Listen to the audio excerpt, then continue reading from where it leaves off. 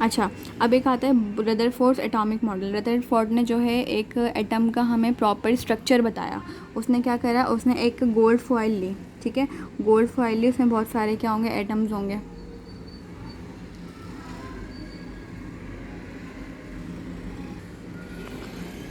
हाँ, तो उसने क्या करा, उसने कुछ रेडियो एक्टिव सब्सटेंसेस लिए, सही है, और उसमें क्या करा, अल्फ़ा पार्टिकल्स को बम्बार्ड करवाया, किस पे, गोल्ड फॉइल पे। ये गोल्ड फॉइल रखी हुई है, ठीक है, और ये पूरी स्क्रीन है जो कि ऑब्जर्व करेगी चीज़ें। और उसने क्या करा, अल्फ़ा रेस को जो है उस गोल्ड फॉइल के ऊपर क्या करवाया, बम्बार्ड करवाया, मतलब उसके ऊपर फायर करवाया।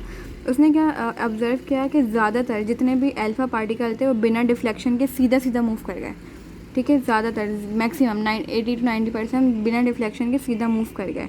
अच्छा, कुछ उन्होंने क्या देखा कि कुछ जो हैं अल्फ़ा पार्टिकल्स वो डिफ्लेक्ट हो गए, मतलब वो सीधे आते आते कुछ किसी डिग्री पे जो है इस तरह से डिफ्लेक्ट हो गए, ठीक है, जैसे डिफ्लेक्ट हो रहे हैं, ये डिफ्लेक्ट हो गए, ठीक है। और कुछ अल्फ़ा पार्टिकल्स ऐसे थे कि जो टकरा के बाउंस बैक हो गए, वो बहुत थोड़े थे। अब जो डिफ्लेक्शन और बाउंस बैक होने वाली जो अल्फ़ा पार्टिकल्स की तादाद थी वो बहुत कम थी।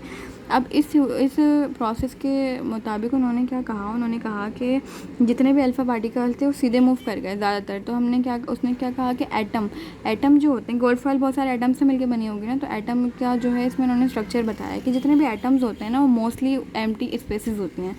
एटम की जो है मोस्टली एम्प्टी स्पेसेस होती हैं। इस वजह से क्या हुआ, जो अल्फ़ा पार्टिकल्स थे वो सीधा मूव कर गए।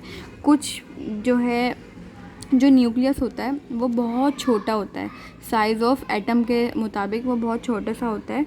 तो इस वजह से जो है उसके अंदर क्या होंगी, पॉजिटिव प्रोटॉन्स होते हैं, ठीक है। तो प्रोटॉन क्या होते हैं, पॉजिटिव जो है पार्टिकल्स होते हैं, और ये अल्फ़ा पार्टिकल है, पॉजिटिव पार्टिकल है, पॉजिटिव रिपेल करता है पॉजिटिव को। तो इस वजह से कुछ रेज जो है बाउंस बैक हो रही थी टकरा कर न्यूक्लियस से, क्योंकि जो है उनके चार्जेस रिपेल कर रहे थे। तो उसने क्या कहा कि कुछ जो है छोटा सी जो एरिया है वो न्यूक्लियस कवर करता है, लेकिन न्यूक्लियस का चार्ज जो होता है, जो साइज़ होता है एटम के मुकाबले बहुत कम होता है। और उसने इसके अलावा क्या कहा कि जो वो होता है, उसने कहा कि जो न्यूक्लियस होता है सराउंड होता है बहुत सारे नंबर ऑफ़ इलेक्ट्रॉन्स के बारे में, the number of proton in the nucleus, जो कि इक्वल होते हैं नंबर ऑफ़ प्रोटॉन्स के, ठीक है। क्या मतलब कि जो है इलेक्ट्रॉन रिवॉल्व कर रहे होते हैं, ठीक है, प्रोटॉन के अराउंड, और इलेक्ट्रॉन प्रोटॉन के जो नंबर होते हैं वो हमेशा इक्वल होते हैं। उसने ये कहा electrons are not stationary, they are orbital orbiting the nucleus, और जो है न्यूक्लियस के अराउंड ऑर्बिटिंग कर रहे होते हैं, ठीक है।